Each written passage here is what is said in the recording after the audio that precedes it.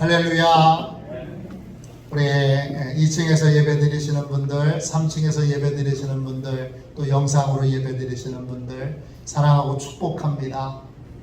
무더위 중에 잘 지내셨는지요? 늘 하나님의 은혜와 평강이 여러분과 함께 하시기를.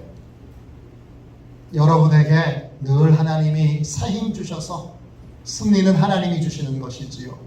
승리하시는, 범사에 승리하시는 여러분 되시기를 축원합니다. 축원합니다. 긍휼의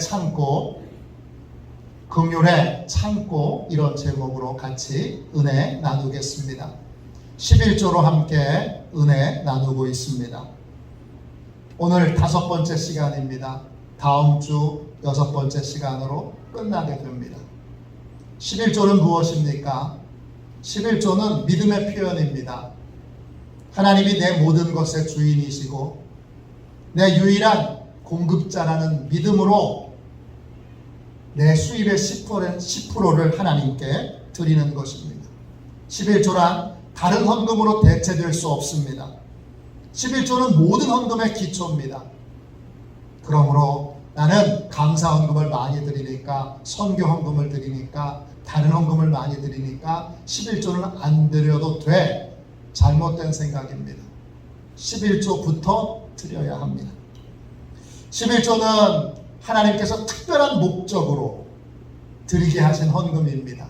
그러므로 11조는 반드시 하나님의 뜻대로 사용되어져야 합니다. 그럼 11조를 왜 드려야 할까요? 11조는 하나님의 백성이 지켜야 할 마땅한 하나님의 규례이기 때문입니다. 하나님의 규례는 중력의 법칙과 같습니다. 높은 곳에서 물건을 떨어뜨리면 땅에 떨어지게 되어 있습니다. 높은 곳에서 사람이 떨어지면 떨어지게 되어 있습니다. 믿음이 아무리 좋은 사람도, 믿음이 없는 사람도 다 떨어집니다. 예외 없이 모든 사람에게 적용되는 것, 그것이 중력의 법칙인데, 중력의 법칙처럼 하나님의 규례도 모든 사람에게 예외 없이 다 적용됩니다. 11조는 축복의 규례입니다. 풍성한 하나님의 복을 받으려면, 풍성한 하나님의 세계 안에 들어가려면 예외 없이 반드시 11조를 드려야 합니다. 왜 11조를 드려야 합니까? 둘째, 하나님께서 거룩하게 구별하신 선물이기 때문입니다. 하나님이 11조를 나의 것으로 성별해 놓으셨습니다. 그러니까 11조를 내 마음대로 쓰면 그건 하나님께 드려져야 될 것을 나한테 바치는 것이 됩니다. 그러면 하늘문이 닫히고 하나님의 은혜의 공급들이 막히게 되고, 그러면 패배와 무기력과 무능력에 빠지게 됩니다. 그러므로 우리는 하나님의 것을 온전히 하나님께 드림으로 예배하고 하나님의 축복을 누리는 인생을 살아야 합니다. 11조는 왜 드려야 합니까? 11조는 축복의 씨앗이기 때문입니다. 하나님은 우리에게 쓸 것과 심을 것을 함께 주십니다. 우리는 가을이 된다고 저절로 추수할 것을 얻는 것이 아닙니다. 심은 사람만 얻을 수 있습니다.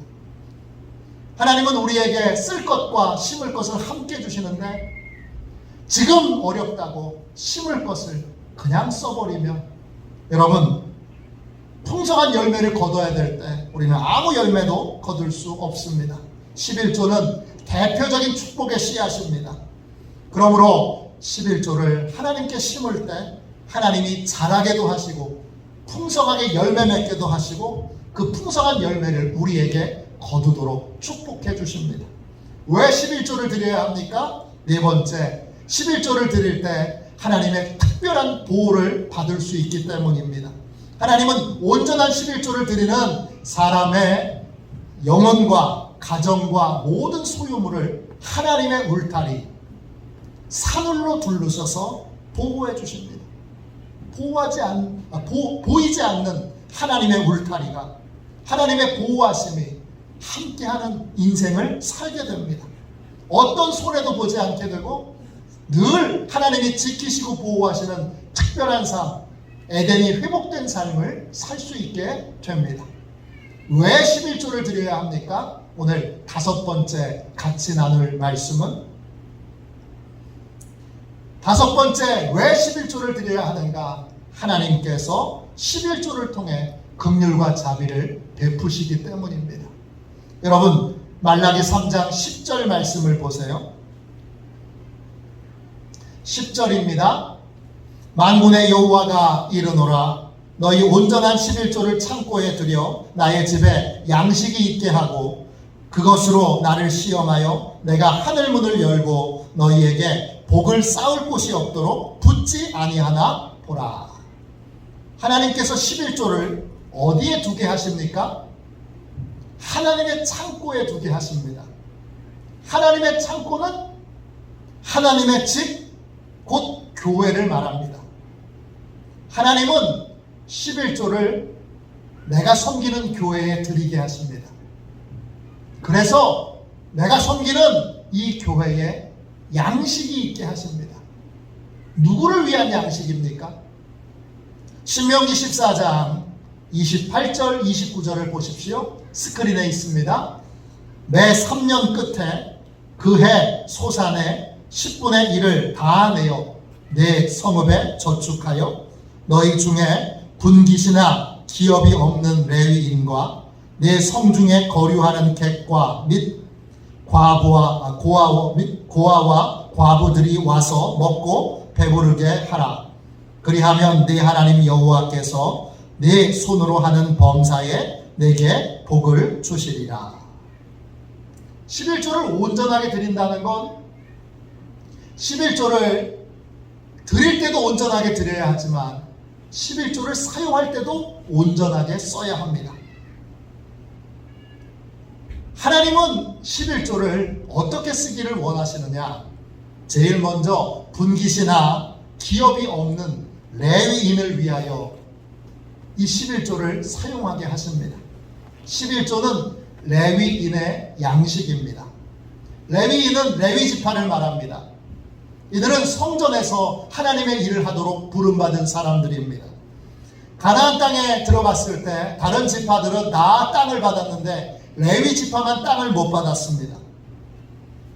레위인들은 자신들을 위해서 일하지 말고 오직 하나님만을 위해서 일하도록 그렇게 부름받은 사람들입니다. 이 레위인은 다른 직업 없이 다른 수입 없이 하나님의 일을 하도록 부름받은 사람들, 우리가 흔히 전임사역자라고 불리는 그러한 분들이 레위인들입니다. 흔히 목사님이나 또는 선교사님 등을 의미합니다.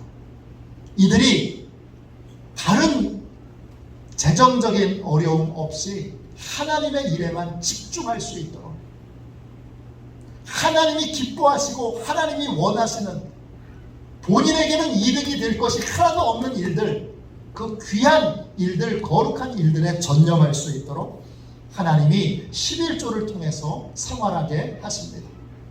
그런데 신명기 14장에 보면 하나님께서 이 11조의 용도를 하나 더 우리에게 말씀해 주십니다. 매년 11조를 드리되 3년에 한 번씩 11조를 성중에 거류하는 객과 고아와 과부를 위한 구제용으로 사용하게 하십니다. 원래 11조는 예루살렘 성전에 드려야 합니다. 그런데 3년에 한 번씩 구제를 위한 11조는 예루살렘 성전이 아닌 각 지역 성읍에 보관하도록 명령하십니다. 그래서 그 지역의 어려운 나그네, 고아, 과부들을 지혜롭게 돕게 하십니다. 이게 3년에 한 번씩 이루어지는 일들입니다. 당시 나그네는 예루살렘에 또는 이스라엘 땅에 살고 있는 외국인들을 말합니다. 유대인들은 선민의식이 강해서 이방인들을 짐승 취급했습니다. 그런데 하나님은 유대인들의 이 잘못된 우월의식을 버리고 하나님께 드린 11조를 통해 이방인들에게, 외국인들에게 긍휼과 자비를 베풀기를 원하십니다. 또 고아와 과부는 당시 직업을 가질 수 없는 사람들을 뜻합니다. 다른 말로 생계를 유지할 수 있는 방법이 없는 사람들이 고아와 과부입니다. 하나님은 11조를 통해 이들에게도 긍휼과 자비를 베풀어 그들이 보살핌 받도록, 하나님 안에서 보살핌 받도록 그렇게 돕게 하십니다. 한국교회는 지금까지 11조 신앙으로 많은 복을 받았습니다. 일제강점기와 한국전쟁 후에 대한민국은 전 세계에서 제일 가난한 나라였습니다. 그런데 불과 70년 만에 세계에서 가장 잘 사는 나라 중에 하나가 되도록 하나님이 이 나라를 축복하셨습니다. 축복의 원동력이 뭐죠? 11조 신앙입니다. 지금 대한민국은 명실상부 전 세계에서 가장 잘 사는 나라입니다. 우리가 60년대 미국을 얼마나 부러워했습니까? 우리는 미국이 천국쯤 되는 줄 알았습니다. 그런데 지금은 미국 사람들이 한국을 천국처럼 여깁니다. 이렇게 치안이 안전한 나라, 이렇게 밤에 돌아다녀도 아무 문제 없는 나라, 이렇게 먹을거리가 풍부한 나라, 이렇게 사람들이 친절한 나라, 이렇게 사람들이 정이 있고 따뜻한 나라 전 세계에 없다고 극찬을 합니다. 선진국에 사는 사람들이, 프랑스 사람들이, 독일 사람들이 제일 살고 싶어하는 나라 중에 하나가 바로 대한민국이 됐습니다. 무엇이 이 나라를 70년 만에 이렇게 아름다운 나라가 되게 했습니까? 11조 신앙입니다. 그런데 한국교회의 11조 신앙은 수정과 보완이 필요합니다. 한국교회는 지금까지 하나님 앞에 드리는 것만 강조했습니다. 잘 드려야 합니다. 온전히 드려야 합니다. 제대로 드려야 합니다. 드리는 것만 강조하고 11조를 온전히 바르게 쓰는 것에 대해서는 등한히 했습니다. 물론 한국만 그런 것이 아닙니다. 미국을 비롯한 대부분의 기독교 국가들도 11조를 바르게 쓰는 것에 대해서는 이해도 부족했고 훈련도 부족했습니다. 어떤 분은 11조 신앙은 대한민국만 강조하는, 한국교회 목회자만 강조하는 것이라고 그렇게 주장합니다. 그러면서 예를 드는 나라들이 어느 나라들이냐? 유럽에 있는 나라들입니다. 그들이 예를 드는 모든 대부분의 나라들은 유럽에서 기독교 신앙이 크게 후퇴하거나 거의 소멸된 나라들입니다. 저는 이렇게 감히 말씀드릴 수 있습니다. 그들이 11조 신앙을 잃어버려서 교회가 쇠퇴하게 된 것입니다. 미국의 경우를 보십시오. 미국은 70년대부터 11조 신앙을 새롭게 조명하여 많은 교회들이 11조 신앙을 가르치고 있고 11조 훈련을 우리보다 더 철저히 시키고 있습니다. 미국에서 태어나고 또 자라서 마틴 로이드 존스 목사님의 후임으로 1977년부터 25년간 영국 웨스터민스터 체플을 섬겼던 캔달이라고 하는 목사님이 1983년도에 11조라고 하는 책을 썼습니다. 이 책에 이런 내용이 나옵니다. 11조는 최근에 하나의 교리보다는 실천사항으로 다시 활기를 띠게 되었습니다. 이 실천운동은 교파와 지역과 신학적 노선 등을 초월해서 널리 퍼지고 있습니다. 주로 심예교인들과 웨슬리 운동의 추종자들, 감리교인들이죠. 그리고 일부 순복음 교인들이 이 성경적 진리를 현대에 다시 부흥시킨 사람들입니다. 그러나 최근에 이르러서는 다른 교파들은 물론 성공의 루터교, 장로교 등에서도 11조 진리가 가르쳐지고 있습니다.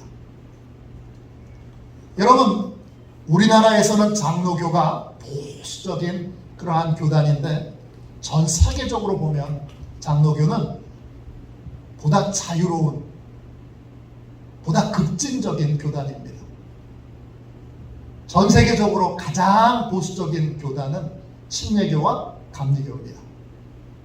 한국만 11조 신앙을 강조하는 것이 아닙니다. 기독교 신앙이 살아있는 대부분의 나라는 11조 신앙을 적극적으로 가르치고 있습니다. 그런데 한 가지 보완이 필요합니다. 대부분의 교회들이 11조를 어떻게 드리느냐 이것만 가르치고 11조를 어떻게 바르게 써야 하는지에 대해서는 가르치고 있지 않습니다. 11조는 체렘입니다. 하나님의 뜻대로 드려야 하고 하나님의 뜻대로 사용되어야 합니다. 그래야 하늘문이 열리고 하나님의 능력과 은혜가 풍성하게 공급되는 삶을 살 수 있습니다. 크레그 힐과 얼피츠 두 분이 쓰신 책 그리스도인의 재정 원칙 아주 좋은 책입니다. 이 책에 보면 11조를 어떻게 사용해야 하는가에 대하여 좋은 가이드를 해주고 있습니다. 11조를 하나님의 뜻대로 사용하기 위해서 11조와 다른 헌금을 섞지 말아야 합니다. 11조를 하나님의 명령대로 잘 쓰기 위해서는 11조와 다른 헌금이 섞이지 않도록 해야 합니다. 그런데 한국교회는 지금까지 대부분 다른 헌금과 11조를 섞어서 사용했습니다. 그러면 11조 고유의 목적대로 11조를 사용할 수 없습니다. 그러면 어떻게 되느냐? 교회가 급한 대로 11조를 자기 마음대로 사용하게 됩니다. 가령 예를 들어서 한국교회는 오랫동안 교회 건축하는데 온 힘을 써왔습니다. 건물만 멋지게 지으면 자연스럽게 성도들이 그 건물로 와서 교인들이 채워지던 때가 있었습니다. 그래서 그때를 생각하고 오랫동안 많은 교회들이 건물을 멋지게 화려하게 크게 짓기 위하여 많은 빚을 내서 무리하게 교회 건축을 했습니다. 그리고 교회 건축이 힘겹게 이루어지니까 교회 헌금의 대부분은 건축 빚을 갚는데 사용했습니다. 그때 많은 교회들이 11조도 건축 헌금으로 다 써버렸습니다. 어떤 교회는 교회 건축에 돈이 너무 많이 들어가서 1월 달에 1년치 11조를 미리 내셔서 건축 헌금으로 사용하면 감사하겠다 이런 광고를 하기도 했습니다. 이런 교회는 건축 빚을 다 갚을 때까지 그 교회에는 나그네를 위한, 고아를 위한, 과부를 위한 양식이 없습니다. 나그네가 찾아와도 내어줄 양식이 없습니다. 하나님이 내 집에 양식이 있게 하라 했는데 나그네가 찾아와도 고아와 과부가 찾아와도 외국에서 사역하시는 선교사님들이 찾아와도 어려운 교회 목사님이 찾아와도 내어줄 양식이 없습니다. 하나님은 분명히 내 집에 11조를 통하여 양식이 있게 하라 하셨습니다. 그래서 11조와 다른 헌금이 섞이지 않도록 해야 합니다. 하나님은 하나님의 집에 양식이 있으면 반드시 그 양식을 필요로 하는 사람을 교회로 보내주십니다. 그런데 11조를 따로 구분해 놓지 않은 교회들은 교회 건축 때문에 다른 일 때문에 너무 쪼달리니까 그들에게 내줄 양식이 없는 것입니다. 성도들이 하나님의 것으로 11조를 구별하여 드렸는데 정작 교회가 11조를 따로 구분하여 하나님께 드리지 않은 것이 되는 겁니다. 성도들은 11조를 도둑질하지 않았는데 교회가 11조를 도둑질하는 것입니다. 그러므로 11조는 반드시 다른 헌금과 따로 섞이지 않도록 구별하여 관리되고 사용되어야 합니다. 하나님께서는 3년마다 11조를 나그네와 고아와 과부들을 위하여 사용하도록 명령하셨습니다. 그러니까 교회는 전체 11조 가운데 3분의 1, 즉 34%는 반드시 가난한 자들을 위한 구제와 또 어려운 교회와 선교사들을 위한 선교비로 따로 구별하여 사용해야 합니다. 교회 자체적으로 너무 힘들고 어렵다고 구제를 위한 11조, 선교를 위한 11조를 손대면 그건 심어야 될 것을 먹어버리는, 성도들에게 전했던 축복의 씨앗을 먹어버리는 일과 동일한 일을 교회가 하게 되는 것입니다. 하나님께서 심을 것과 쓸 것을 같이 주신 것처럼 교회에도 심을 것과 쓸 것을 같이 주십니다. 교회도 당장 힘들다고, 당장 어렵다고 심어야 될 것을 써버리지 않도록 해야 합니다.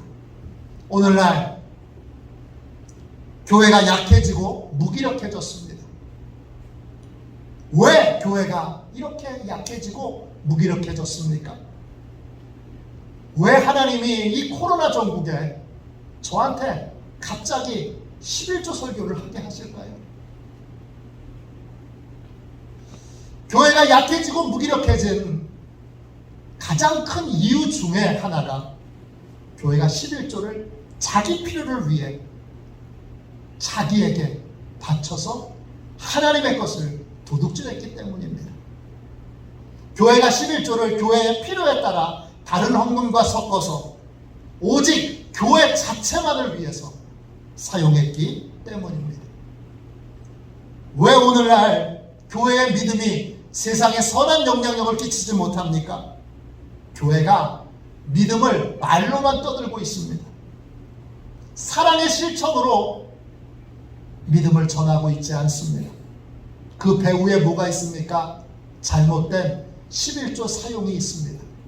야고보서 2장 14절부터 17절 말씀입니다. 내 형제들아, 만일 사람이 믿음이 있노라 하고 행함이 없으면 무슨 유익이 있으리요? 그 믿음이 능히 자기를 구원하겠느냐? 만일 형제나 자매가 헐벗고 일용할 양식이 없는데 너희 중에 누구든지 그에게 이르되 평안히 가라, 덥게 하라, 배부르게 하라 하며 그 몸에 쓸 것을 주지 아니하면 무슨 유익이 있으리요? 이와 같이 행함이 없는 믿음은 그 자체가 죽은 것이라. 11조를 따로 구분하여 하나님의 집에 양식이 있게 하지 못한 교회들은 이웃이 고통을 받고 있어도 말로만 떠듭니다. 돈 한 푼 주지 않으면서 평안히 가라 말합니다. 덮을 것 하나 주지 않으면서 잘 덮고 자라 말합니다. 쌀 한 톨 주지 않으면서 배불리 먹어라 그렇게 말합니다. 이렇게 말하는 게 무슨 소용이 있습니까? 이렇게 말하는 것에 무슨 선한 영향력이 있습니까? 11조를 자기 필요에 따라 써버린 교회, 11조를 자기에게 바친 교회, 그 교회는 믿음을 말로만 떠들 수밖에 없습니다. 고통받는 자를 보고도, 하나님이 고통받는 자를 교회에 보내셔도, 어려움을 당한 자를 교회에 보내셔도, 하나님의 집에 보내셔도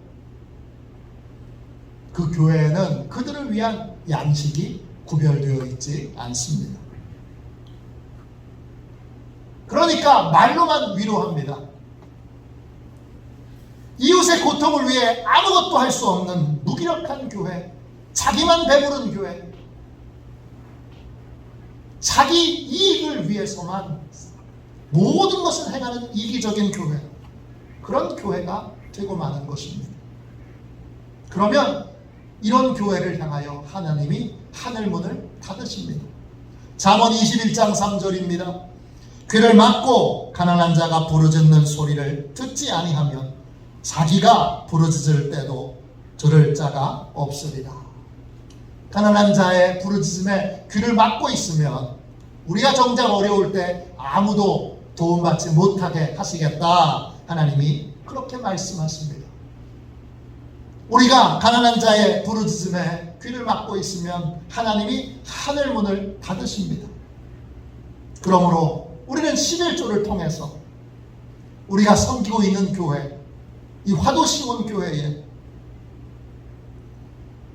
가난한 자를 위한, 어려운 자를 위한, 선교사들을 위한 양식을 두는 긍휼의 창고가 되어야 합니다. 우리 교회를 긍휼의 창고로 만들어야 합니다.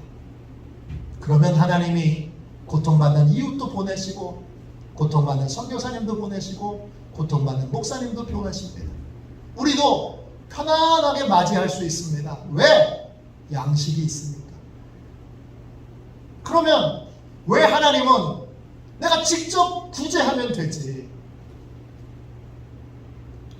내가 내 돈으로 가난하고 어려운 사람들 그냥 도와주면 되지, 왜 굳이 11조라고 하는 방법을 통해서 내가 아닌 교회를 통하여 돕게 하시고, 왜 교회를 통하여 구제와 선교를 하게 하시는 걸까요? 우리가 우리의 이름으로 구제하고 또 우리가 우리의 이름으로 선교하면 은밀한 중에 갚으시는 하나님의 복을 받을 수 없기 때문입니다. 마태복음 6장에 보면 하나님이 상 주시는 세 가지 행동이 나옵니다. 뭐냐? 구제와 기도와 금식입니다. 하나님이 구제하고 금식하고 기도하면 하나님 복 주십니다. 그런데 한 가지 조건이 있습니다. 예수님이 그 조건을 우리에게 말씀해 주십니다. 그 조건이 뭡니까? 은밀하게 해야 합니다. 은밀하게 구제하고 은밀하게 기도하고 은밀하게 금식해야 합니다. 나를 드러내지 않고 은밀하게 행할 때에만 하나님이 상을 우리에게 주실 수 있습니다. 마태복음 6장 1절부터 4절입니다. 사람에게 보이려고 그들 앞에서 너희 의를 행하지 않도록 주의하라. 그리하지 아니하면 하늘에 계신 너희 아버지께 상을 받지 못하느니라.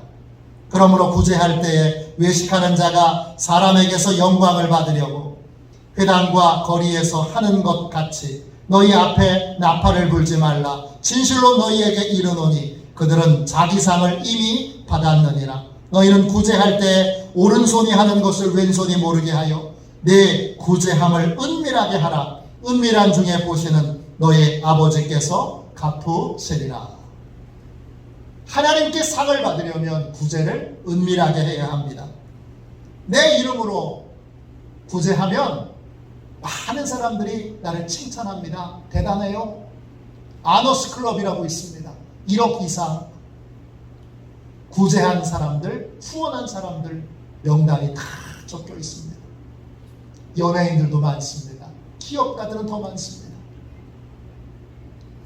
그런데 여러분, 그들은 다 칭찬받습니다. 아, 대단해요. 훌륭해요.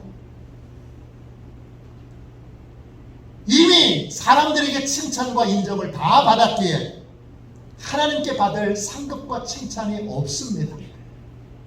하나님께 상을 받는 구제는 오른손이 하는 것을 왼손이 모르게 하는 것입니다.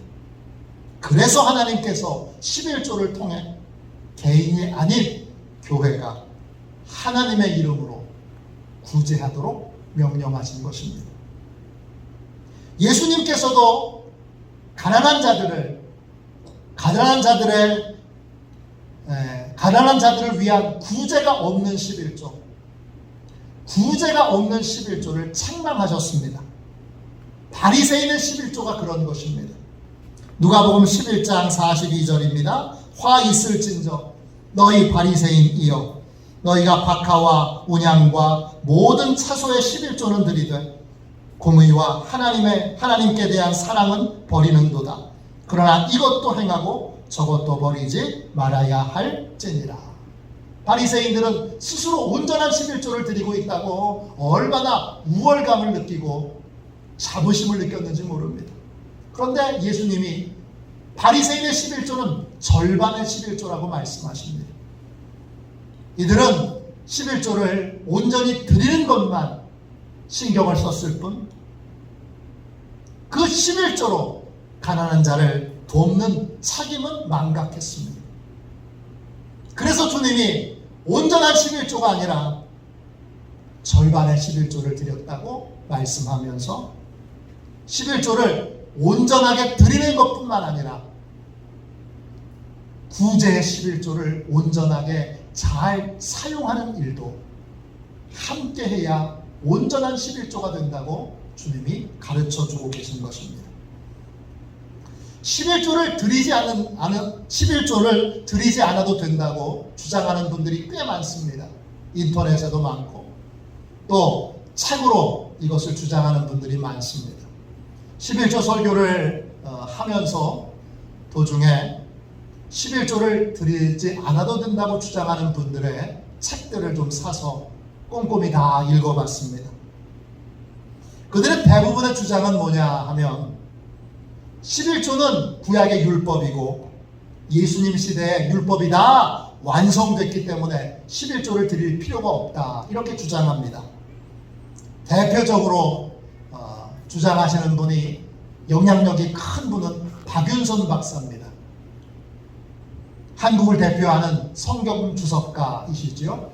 박윤선 주석, 아주 유명합니다. 이분은 어떻게 주장하느냐, 예수 그리스도를 통해 구약의 예언이 다 성취되었기 때문에 구약의 율법인 11조는 교리화하거나 제도화해서는 안 된다, 이렇게 주장했습니다. 그냥 단지 자발적으로 교인들이 드리면 그거는 11조로 인정하고 받아도 된다, 이렇게 주장했습니다. 그러나 이런 주장은 명백하게 여러분 틀립니다. 제가 감히 박윤선 박사님이 말씀하신 것이 틀렸다고 그렇게 얘기하는 이유는 구원자이신 예수님께서 하나님의 뜻대로 11조를 드려야 되고 하나님의 뜻대로 11조를 써야 한다고 예수님이 말씀하셨기 때문입니다. 예수님이 성취하신 구약의 예언은 죄사함과 구원입니다. 예수님은 한 번도 11조를 폐지하신 적이 없습니다. 그러므로 신약시대에 11조가 폐지되었다고 주장하는 것은 명백한 개인적인 의견일 뿐입니다. 박윤선 박사뿐만 아니라 한신대학교 신약학 교수를 지냈던 정경현 교수, 신약시대에 11조는 폐기되었다고 주장합니다. 또 아르헨티나 교민회장을 지낸 박만원 장로도 11조 혁명이라고 하는 제목의 책에서 새로운 법이 생기면 이전 법은 폐기된다라는 논리로 11조는 이미 폐기되었다고 주장합니다. 그러나 예수님은 단 한 번도 11조를 폐기하신 적이 없습니다. 그러므로 11조가 신약시대에는 폐기되었다, 이렇게 주장하는 것은 편파적이고 개인적이고 지극히 성경에 대한 깊은 이해가 없는 그러한 잘못된 주장일 뿐입니다. 예수님은 마태복음 23장 23절에서 다시 말씀하십니다. 화 있을진저 외식하는 서기관들과 바리새인들이여, 너희가 박하와 회양과 근체의 11조는 드리되 율법에 더 중한 바 정의와 긍휼과 믿음은 버렸도다. 그러나 이것도 행하고 저것도 버리지 말아야 할지니라. 예수님께서 바리새인들을 비판하셨던 이유는 그들이 온전히 드리는 11조만 강조했을 뿐, 하나님의 뜻대로 사용하는 구제의 11조, 긍휼의 11조, 사랑의 11조는 행하지도 순종하지도 않았기 때문입니다. 우리는 그러므로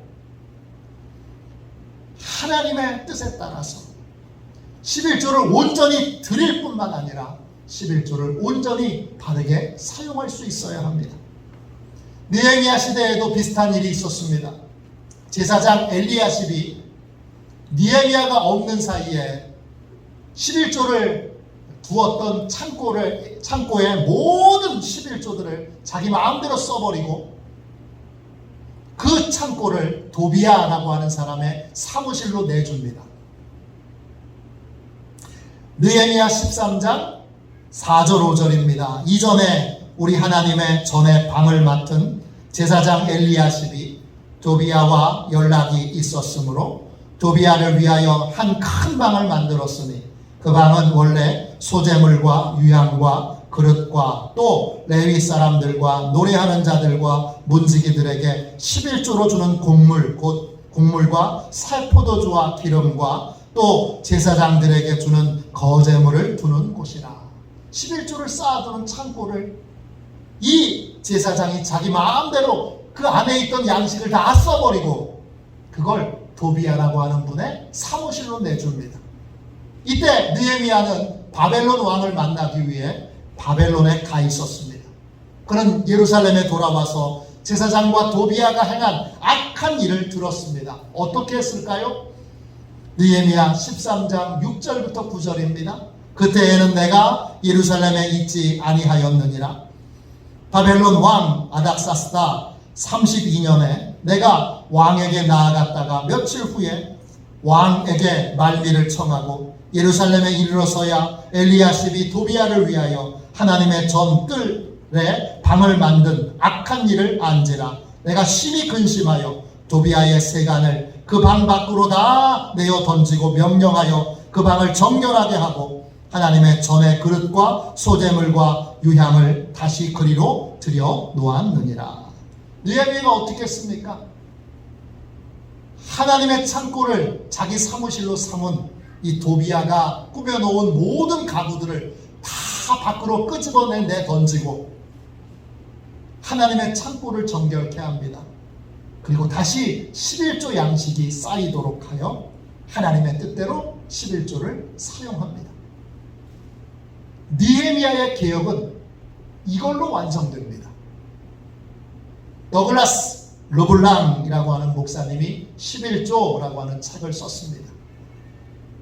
이 책에 초대교회 4세기 초대교회 교부들이 11조에 대하여 어떻게 가르치고 있는지를 소개해주고 있습니다. 초대교회 교부들은 이렇게 11조를 사용하도록 가르치고 있습니다. 교회 지도자들은 하나님의 명령대로 드려진 11조와 첫 열매를 하나님의 사람으로서 사용해야 합니다. 아울러 가난한 사람들, 고아들, 과부들, 병자들, 고달픈 나그네들을 위하여 자원하여 드려진 헌금도 분배를 맡기신 하나님을 회개 감사자로 모시고 바르게 분배해야 합니다. 궁핍한 모든 사람에게 의롭게 분배해야 합니다. 성 어거스틴도 11조에 대해서 이렇게 말합니다. 11조는 빚이자 의무입니다. 따라서 11조를 자원하여 드리지 않는 사람은 절도죄를 짓는 것입니다. 그러므로 누구든지 확실히 상을 받고 싶은 사람은 11조를 드리고 나머지 9으로도 구제에 힘써야 합니다. 우리 성도들은 11조를 하나님의 뜻대로 온전하게 드려야 합니다. 교회는 성도들과 함께 이 11조를 하나님의 뜻대로 바르게 사용해야 합니다. 그럴 때 우리가 드려진 11조가 온전해집니다. 11조를 다른 헌금과 하나님의 뜻대로 섞지 말아야 합니다. 11조를 교회의 필요와 목적을 위해 사용해서는 안 됩니다.